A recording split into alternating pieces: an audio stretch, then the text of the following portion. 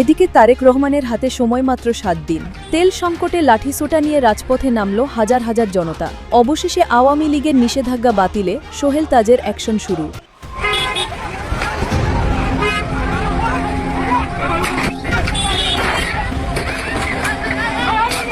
সময় মাত্র 7 দিন।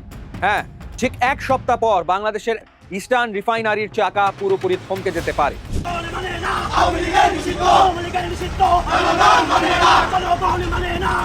এবার আওয়ামী লীগ নিষিদ্ধের প্রতিবাদে সংসদ ঘেরাও করল সোহেল তাজ।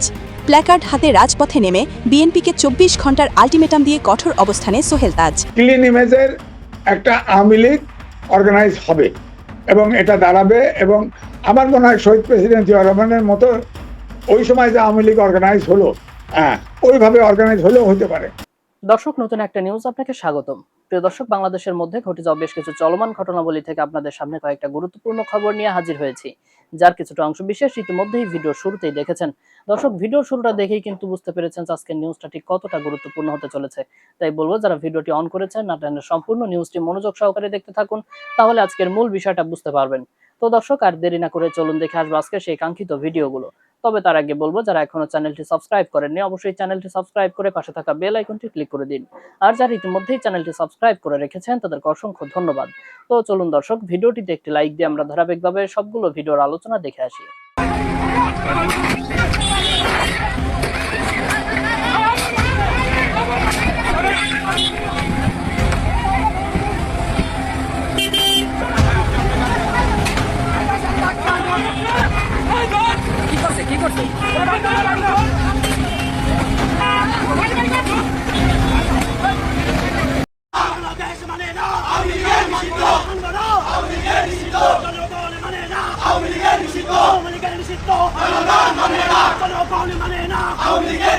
আওয়ামী লীগকে নিষিদ্ধ করে তাকে নির্মূল করা এটা খুব কঠিন কাজ।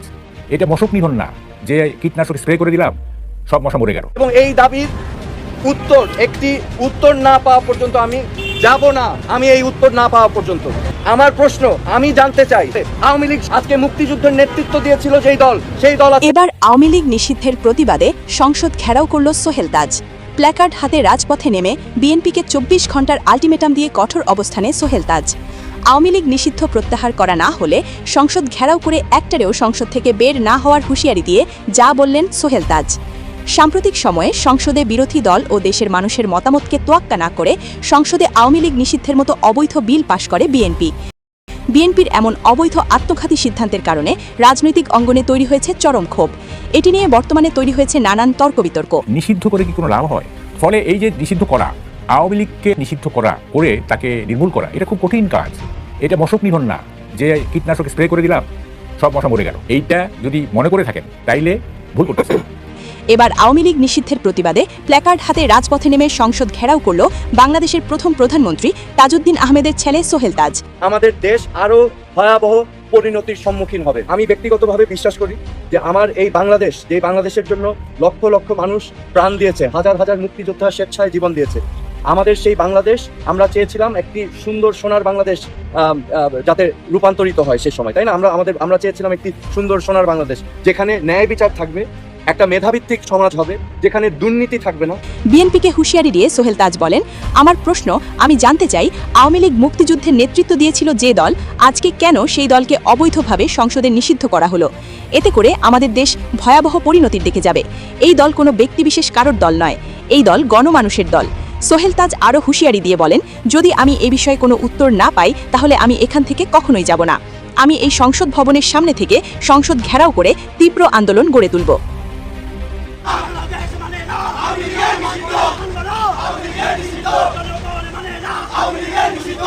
সময় মাত্র 7 দিন। হ্যাঁ, ঠিক এক সপ্তাহ পর বাংলাদেশের একমাত্র সরকারি তেল শোধনাগার ইস্টার্ন রিফাইনারির চাকা পুরোপুরি থমকে যেতে পারে। পতেঙ্গার এই বিশাল প্ল্যান্টে এখন শুধুই হাহাকার। যে রিফাইনারি সারা দেশকে সচল রাখার জ্বালানি যোগায়, সেখানে এখন অপরিশোধিত তেল বা ক্রুড অয়েলের মজুদ শূন্যের কোঠায়। কিন্তু কেন এই বিপর্যয়? ইরান ইসরায়েল যুদ্ধের আগুন কি তবে এবার বাংলাদেশের রান্নাঘর আর সড়কের চাকা থামিয়ে দিচ্ছে? ইস্টার্ন রিফাইনারি মূলত সৌদি আরবের অ্যারাবিয়ান লাইট আর আরব আমিরাতের মারবান ক্রুড পরিশোধন করে। গত মাসে দুটি বড় জাহাজ আসার কথা থাকলেও যুদ্ধের কারণে সেগুলো মাঝপথে আটকে গেছে। বিপিসি চেয়ারম্যান জানিয়েছেন, মজুদ এতটাই নিচে নেমেছে যে ডেড স্টক বা ট্যাঙ্কের তলানিতে পড়ে থাকা তেল দিয়ে কোনো মতে উৎপাদন সচল রাখা হয়েছে। 1 এপ্রিলের হিসেবে ব্যবহারযোগ্য তেলের পরিমাণ 19,000 টনে ঠেকেছে। সোজা কথায় রিফাইনারি এখন লাইফ সাপোর্টে চলছে। গত 28 ফেব্রুয়ারি যখন ইরানে হামলা শুরু হয় তখন থেকেই পারস্য উপসাগর রণক্ষেত্রে পরিণত হয়েছে। বাংলাদেশের জন্য তেল নিয়ে আসা জাহাজ নর্ডিক পলুক্স 3রা মার্চ তেল বোঝাই করেও সৌদি আরবের বন্দরে ফিরে যেতে বাধ্য হয়, কারণ হরমুজ প্রণালী এখন একটি মরণ ফাঁদ। 8 এপ্রিল যুদ্ধবিরতি হলেও এই পথ এখনো নিরাপদ নয়। এমনকি বিকল্প দেশ মালয়েশিয়া থেকে তেল আনার চেষ্টা করা হলেও আমলাতান্ত্রিক জটিলতায় তা এখনো সফল হয়নি। ইস্টার্ন রিফাইনারি যদি বন্ধ হয়ে যায় তবে কি দেশ অচল হয়ে পড়বে? পরিসংখ্যান বলছে আমাদের তেলের প্রায় 24% আসে এই রিফাইনারি থেকে। ডিজেল আমদানির ওপর নির্ভর করায় বড় সংকট হয়তো তাৎক্ষণিকভাবে হবে না, কিন্তু পেট্রোল আর অকটেনের একটি বিশাল অংশ এই শোধনাগারে থেকেই আসে। বিকল্প পথ হিসেবে সৌদি আরবের ইয়ানবু বন্দর ব্যবহারের চিন্তা করা হচ্ছে ঠিকই, কিন্তু সেখানে প্রতি ব্যারেলে $0.25 বাড়তি খরচ হবে। আর এই বাড়তি খরচের বোঝা দিন শেষে কার ওপর চাপবে? উত্তরটা আমাদের সবার জানা। সরকার অবশ্য বলছে আতঙ্কিত হওয়ার কিছু নেই। জ্বালানি প্রতিমন্ত্রী অনিন্দ ইসলাম জানিয়েছেন পরিশোধিত তেল নিয়ে কয়েকটি জাহাজ ইতিমধ্যে দেশে পৌঁছেছে। পেট্রোগ্যাস ইন্টারন্যাশনালের সাথে ডিজেল আমদানির নতুন চুক্তি হয়েছে, কিন্তু প্রশ্ন হলো পরিশোধিত তেল আমদানিতে যে বিপুল পরিমাণ বৈদেশিক মুদ্রা বা ডলার খরচ হয়, বর্তমান রিজার্ভ সংকটের সময় বাংলাদেশ কি সেই চাপ সামলাতে পারবে, নাকি জ্বালানি সংকটের জেরে লোডশেডিং আর পরিবহন ধর্মঘট আমাদের দৈনন্দিন জীবনকে বিষিয়ে তুলবে? একটি তেল শোধনাগার বা রিফাইনারি চালানো আর বাসার জেনারেটর চালানো এক কথা নয়। বিশেষজ্ঞরা বলছেন ইস্টার্ন রিফাইনারির মতো বিশাল স্থাপনা যদি তেলের অভাবে একবার পুরোপুরি বন্ধ শাটডাউন হয়ে যায় তবে তা পুনরায় চালু করা অত্যন্ত জটিল ও সময় সাপেক্ষ। দীর্ঘদিনের পুরনো এই প্ল্যান্টের যন্ত্রাংশগুলো বিরতিহীনভাবে চলার জন্য ডিজাইন করা। হঠাৎ উৎপাদন বন্ধ হয়ে গেলে পাইপলাইনে থাকা অবশিষ্টাংশ জমে গিয়ে মারাত্মক কারিগরি ত্রুটি দেখা দিতে পারে। অর্থাৎ 1 সপ্তাহের তেল সংকটে যে রিফাইনারি বন্ধ হবে তা মেরামত করে আবার সচল করতে মাসের পর মাস লেগে যেতে পারে, যা বাংলাদেশের জ্বালানি খাতের জন্য হবে এক অপূরণীয় ক্ষতি। এই সংকটের পেছনে কেবল যুদ্ধই নয়, বরং দেশের অভ্যন্তরীণ ডলার সংকটও বড় অনুঘটক হিসেবে কাজ করছে। মালয়েশিয়া বা অন্যান্য দেশ থেকে তেল আনার কথা থাকলেও অনেক সরবরাহকারী প্রতিষ্ঠান নিরাপত্তা জামানত বা পিজি দিতে দেরি করছে, যার মূল কারণ আমাদের ব্যাংকিং খাতের ওপর আস্থার অভাব। পরিশোধিত তেল আমদানি করে সাময়িকভাবে পরিস্থিতি সামাল দেওয়ার চেষ্টা করা হলেও এতে দেশের ডলার রিজার্ভের ওপর প্রচন্ড চাপ পড়ছে। কারণ অপরিশোধিত তেল এনে দেশে পরিশোধন করলে যেখানে সাশ্রয় হতো কোটি কোটি টাকা, সেখানে তৈরি তেল চড়া দামে কেনা মানে হলো অর্থনীতিকে এক মরণ ফাঁদে ফেলে দেওয়া। কোনটা কোন দিকে মোড় নেয় পরিস্থিতি, এটা কিন্তু এখনো বোঝার সময় আসে নাই। আমার মনে হয় ক্লিন ইমেজের একটা আওয়ামী লীগ অর্গানাইজ হবে এবং এটা দাঁড়াবে, এবং আমার মনে হয় শহীদ প্রেসিডেন্ট জিয়া রহমানের মতো ওই সময় যে আওয়ামী লীগ অর্গানাইজ হলো, ওইভাবে অর্গানাইজ হলেও হতে পারে। কারণ জামাত তো ইলেকশনের আগে বেশি বাড়াবাড়ি করে ফেলছে, মানুষের ভিতরে আতঙ্ক তৈরি করে ফেলেছে। এই জন্য ভোটের আগে কিন্তু সব ওই যে নুরুল কবির নিউজের সম্পাদক বলে না, নাকে রুমাল দিয়ে বিএনপিকে ভোট দিছি, বুঝছেন না? অনেকে নাকে রুমাল দিয়ে আত্মরক্ষার্থে বিএনপির ভোট দিয়ে ফেলছে। বিএনপি, আমি আগাগোড়াই বলছি, বিএনপি একটা মধ্যপন্থী জাতীয়তাবাদী দল। এখন যে পরিস্থিতি, যদি আমরা যে আলোচনা করতেছি যদি সেই দিকেই যায়, তাহলে বিএনপিকে 7টা মধ্যপন্থী জাতীয়তাবাদী দল করতে হবে। অর্থাৎ যেটা প্রচার আছে যে বিএনপির ভিতরে কমপক্ষে 20% গুপ্ত জামাত আছে। আইন তো ইতিমধ্যে একটা পাশ হয়েছে, আওয়ামী লীগের নিষিদ্ধ রেখে যে কোনো দলকে কিন্তু নিষিদ্ধ করতে পারে। এটা কিন্তু আমার মনে হয় এই যে ওপেন এন্ডেড আইনটা করলো, আপনি খেয়াল করবেন 1974 সালে স্পেশাল পাওয়ার অ্যাক্ট, তখন 15 আগস্টের পরে মোস্তাক যখন ক্ষমতা নিল তখন কিন্তু জেল ভরে গেছিল, আমিও কিন্তু গ্রেপ্তার ছিলাম। তখন দেখা গেছে 80 স্পেশাল পাওয়ার অ্যাক্টে কিন্তু গ্রেপ্তার হয়েছে। অর্থাৎ স্পেশাল পাওয়ার অ্যাক্টে ডিটেনশন ছিল, সেখানে কোর্টও সেই অ্যাক্টে যদি কাউকে গ্রেপ্তার করতো কোর্টও শুনানি করতে পারতো না। অর্থাৎ তারা যতদিন সরকার আটকায় রাখবে ততদিন আটকায়। এখন ধরেন এই যে ওপেন এন্ডেড আইনটা হলো, পাশ হলো, এখন তো ধরেন বিএনপি 2/3 মেজরিটি, বিএনপি যদি জামাত রাস্তায় নেমে গেল, আইন শৃঙ্খলা অবনতি ঘটলো, যদি নিষিদ্ধ করে দেয় কি করবেন? এনসিপি কে নিষিদ্ধ করে দেয়, আবার আওয়ামী লীগ যদি কোনো কালে ফেরত আসে, তারা যদি বিএনপি কে নিষিদ্ধ করে দেয়, অর্থাৎ একে অপরকে নিষিদ্ধ করার পেন্ডোরা ওপেন করলো। এটা তো গণতন্ত্রে, এটা তো চলে না। আমি বরাবর, আপনার কি মনে হয় জামাতকে নিষিদ্ধ করার কোনো সম্ভাবনা আছে? জামাত বা এনসিপির যে আইনটি তৈরি করা হলো তার ফাঁদে জামাত এনসিপি পড়তে পারে, এরকম সম্ভাবনা আছে? না, উড়িয়ে দেওয়া যায় না, হইতে পারে। তারা যে তাফালিংটা ইলেকশনের আগে করছে, মানুষকে কিন্তু খুব টেনশনে ফেলে দিছিল। এখন যদি রাস্তায় যায়, আইন শৃঙ্খলা পরিস্থিতির অবনতি ঘটায়, তাহলে কিন্তু ঘটে যেতে পারে। কারণ আপনি জানেন যে জুলাই যে প্রতিষ্ঠান করলো, সেখানে কিন্তু উল্লেখ আছে জামাত, মুসলিম লীগ আর নিজাম ইসলাম স্বাধীনতার বিরোধিতা করে। ওখানে তো ডকুমেন্ট আছে, ওটা পাশ করে ফেলছে, ওটাও সুতরাং এখন যদি বেশি বাড়াবাড়ি করে, এই জন্য আপনি দেখেন যে জামাত ইসলাম কিন্তু ওই রয়েছে শুধুমাত্র মাইলেজ পাওয়ার জন্য, বিএনপি কে কোণঠাসা করার জন্য কখনো বয়কট করে কথা বলে, আবার যায়। এদের ওয়াকআউট করার বিধান আছে, আপনার রাস্তায় যায় শান্তিপূর্ণ মিছিলও করতে পারেন, গণতন্ত্রের সমস্যা নাই, কিন্তু কোন রকম বিশৃঙ্খলা তৈরি করবেন, দেশকে অচল করে দিবেন, সেই সুযোগ নাই। তাহলে কিন্তু সন্ত্রাস বিরোধী আইনের জায়গা থেকে আমার প্রশ্ন, যদি সম্ভাবনা থাকে জামাত বা এনসিপি কে নিষিদ্ধ করার, তাহলে বিএনপি রাজনীতি করবে কিভাবে, কাকে নিয়ে? আওয়ামী লীগ নিষিদ্ধ অবস্থা রয়েছে, রাজনৈতিক কার্যক্রম নিষিদ্ধ, আবার জামাত এটা প্রমাণ নাই, তবে স্পেকুলেশন বলা যায়। ওই যে স্পিকার গ্রেপ্তার হলো, সে তো আসলে সেনানিবাসে ছিল, পরে গ্রেপ্তার হলো, তাকে খুনের মামলাও দিল। হ্যাঁ, ওই যে শিরিন শারমিন, সে আবার বেল পায়, একদিন পরে বেল পায় বেরিয়ে আসলো, এখন তো সে মুক্ত, সে ঘোরাঘুরি করবে।